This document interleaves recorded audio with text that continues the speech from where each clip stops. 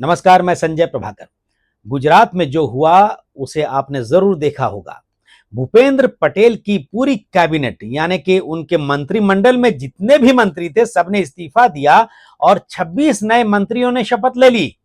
सोचिए, इतनी बड़ी घटना बिना किसी संकट के, बिना किसी चुनाव के और बिना किसी विरोध के हुए।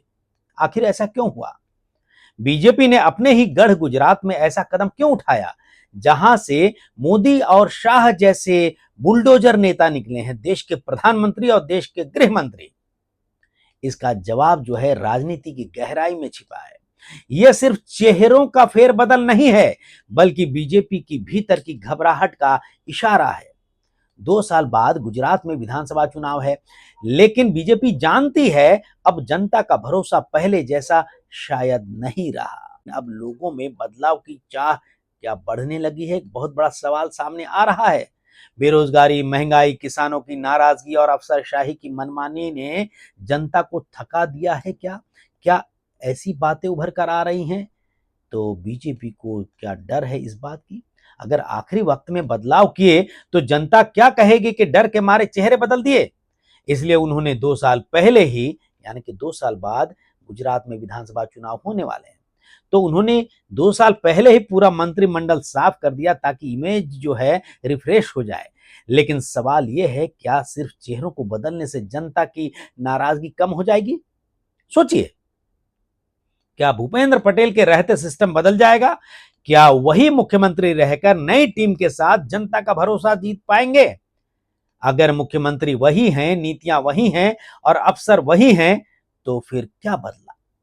सच्चाई यह है कि जनता सब समझ रही है, यह बदलाव दिखावे के लिए है, असल सुधार के लिए नहीं। अब बीजेपी इस कदम को सुधार कहेगी, लेकिन असल में यह डैमेज कंट्रोल है। आप मानते हैं या नहीं? देखिए, यह कदम जनता की नजर में यह साबित करता है कि पुराना मंत्रिमंडल फेल था, काम नहीं कर पाया और बीजेपी की सरकार सुस्त पड़ चुकी थी। क्या यह सवाल नहीं पैदा होता है?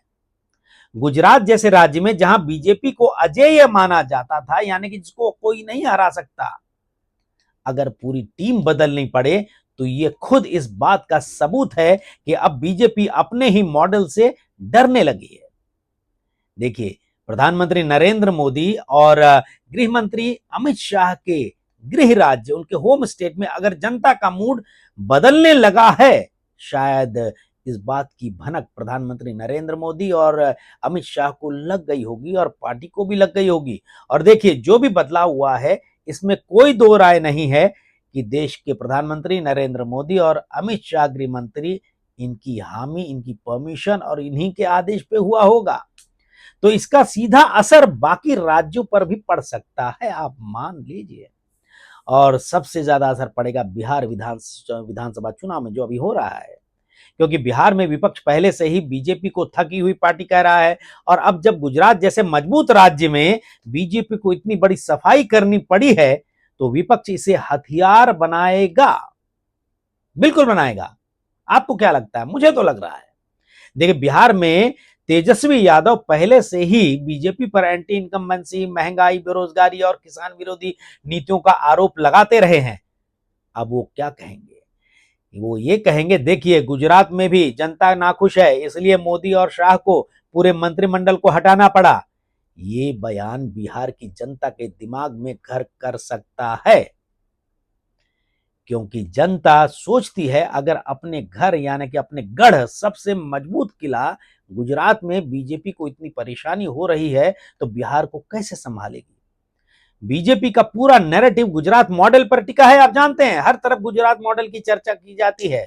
विकास, ट्रांसपेरेंसी यानी पारदर्शिता, स्थिरता और सुशासन की बात होती है। और अब जब उसी मॉडल की सर्जरी करनी पड़ रही है, तो इसका मतलब यही है कि मॉडल में गड़बड़ी है और यही विपक्ष बार बार दोहराएगा। दोहराएगा या नहीं? तो देखिए, अब बात करते हैं समय की। यह बदलाव बिल्कुल गलत वक्त पर किया गया है, ऐसा मुझे लगता है, क्योंकि अभी देश की राजनीति बहुत संवेदनशील मोड़ पर है। बिहार में चुनाव, और देखिए महाराष्ट्र जैसे स्टेट में अभी लोकल बॉडीज के चुनाव होने वाले हैं, स्थानीय निकाय के। और अगले साल, ठीक अगले साल पश्चिम बंगाल को जीतने की इच्छा और जीतने की महत्वाकांक्षा बीजेपी में है। ममता बनर्जी को हराने की इच्छा रखती है बीजेपी। लेकिन ऐसे में ये जो इमेज है इसका झटका लग सकता है वेस्ट बंगाल में भी, सबसे पहले तो बिहार में। देखिए, ऐसे माहौल में अगर बीजेपी अपने ही गढ़ में अस्थिरता का संकेत देती है तो जनता में भ्रम पैदा होता है कि बिहार मतलब पार्टी के भीतर सब कुछ ठीक नहीं है। और जब जनता यह महसूस करती है कि पार्टी खुद अपने नेताओं पर भरोसा नहीं करती है, नहीं रखती है, तो बाहर के मतदाता यानी कि वोटर्स भी असमंजस में पड़ जाते हैं, कंफ्यूजन में पड़ जाते हैं। और देखिए, बीजेपी को यह समझना चाहिए था कि गुजरात में ऐसा बड़ा बदलाव करना राष्ट्रीय स्तर पर एक डोमिनो इफेक्ट पैदा कर सकता है। बाकी राज्यों में उसके कार्यकर्ताओं का मनोबल गिर सकता है, क्योंकि जो कार्यकर्ता ये सोचते हैं कि पार्टी में काम करने वालों को इनाम मिलेगा, उन्हें अब लगने लगेगा चाहे जितना काम करो कभी भी कुर्सी खिसक सकती है। जब मंत्रियों की कुर्सी खिसक सकती है तो छोटे मोटे नेताओं की क्या जिम्मेदारी उन पर आ जाएगी। यानी डर और अनिश्चितता का माहौल बन रहा है, ये कहा जा सकता है। और राजनीति में जब कार्यकर्ता डरे हुए होते हैं तो जनता को भी लगता है कि बिहार चुनाव में क्या हो सका, बिहार चुनाव में क्या होगा। बिहार चुनाव में विपक्ष अब इसे एक नारे की तरह इस्तेमाल करेगा क्या? अगर गुजरात में बीजेपी को खुद भरोसा नहीं अपने मंत्रियों पर, तो बिहार में क्या भरोसा रखेगी जनता? ये नैरेटिव फैलाया जा सकता है जनता में। और ये लाइन सोशल मीडिया पर चल सकती है, रैलियों में बज सकती है और जनता के मन में गूंज जाएगी। और अगर बीजेपी ने अभी अभी अपने आप को नहीं संभाला तो बहुत मुश्किल हो जाएगा, क्योंकि देखिए एक इमेज तो अब जाएगी। यानी बीजेपी की रणनीति गुजरात को बचाने की जरूरत थी, लेकिन ये बिहार में उसका नुकसान करा सकती है। ये बदलाव, ये जो इमेज, ये जो खबर आई है सामने, तस्वीर है सबके सामने, क्योंकि राजनीति में कभी कभी टाइमिंग सबसे अहम होती है और यह कदम गलत टाइमिंग का क्लासिक एग्जाम्पल कहा जा सकता है। ये कदम तब उठाना चाहिए था जब चुनाव नजदीक हो और जनता के बीच नए चेहरों की चर्चा गर्म हो। लेकिन तब भी बात होती कि बीजेपी के मंत्रियों ने अच्छा काम नहीं किया। अब इमेज बचाने के चक्कर में चुनाव बिल्कुल नजदीक है, 2-3 महीना बाकी है और ये बदलाव हो रहा है, तो उसका नुकसान और भी ज्यादा होता, क्योंकि काफी लंबे समय से बीजेपी वहां पर सरकार में है। खैर देखिए, अभी बहुत जल्दी बदलाव करने से विपक्ष को 2 साल का समय मिल गया है। विपक्ष की बात कर रहा हूं गुजरात में। बीजेपी की कमजोरी को एक्सपोज करने के लिए जो है विपक्ष को एक बहुत बड़ा हथियार मिल गया है।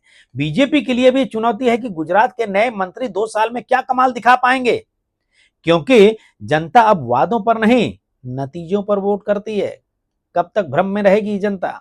और अगर 2 साल बाद भी वही शिकायतें जारी रही तो जनता क्या कह सकती है? चेहरे बदल दिए, चाल नहीं बदली। चेहरे बदल दिए, चाल नहीं बदली, ये बातें सुनने को मिल सकती है। तो देखिए, गुजरात में ये फेरबदल जो है बीजेपी के आत्मविश्वास नहीं, असुरक्षा की निशानी है। असुरक्षा की निशानी है, इनसिक्योरिटी की निशानी है। और इस असुरक्षा का असर जो है बिहार की राजनीति में जरूर दिख सकता है, मुझे ऐसा लगता है। बीजेपी को अब ये सोचना होगा कि अगर अपने गढ़ को, सबसे मजबूत गढ़ को, सबसे मजबूत किला को बचाने के लिए इतनी मशक्कत करनी पड़ रही है, तो बिहार जैसे मुश्किल राज्य में, जहां की जनता राजनीति बहुत अच्छे से समझती है, और बिहार जैसे मुश्किल राज्य में जनता का भरोसा कैसे जीतेगी बीजेपी? जनता अब सब समझती है। देखिए, उसे नारे नहीं नतीजे चाहिए, फिर से दोहरा रहा हूं। और बीजेपी को अब यह समझना होगा कि अब सिर्फ मेकओवर नहीं, असली काम करने का समय है, वक्त है, वरना गुजरात का यह प्रयोग बिहार में बीजेपी की सबसे बड़ी चुनौती बन जाएगा। आपको क्या लगता है, गुजरात में जो बदलाव हुआ, बिहार चुनाव पर असर पड़ेगा या नहीं? वेस्ट बंगाल में जो चुनाव होने वाला है अगले साल, उस पर असर पड़ेगा या नहीं? महाराष्ट्र में स्थानीय निकायों के चुनाव है, उस पर असर पड़ेगा या नहीं? क्या बीजेपी ने जो बदलाव किया है गुजरात में मंत्रिमंडल में अचानक, इससे बीजेपी की साख पर बट्टा लगेगा या नहीं? आप अपनी राय कमेंट बॉक्स में जरूर लिखिएगा। नमस्कार।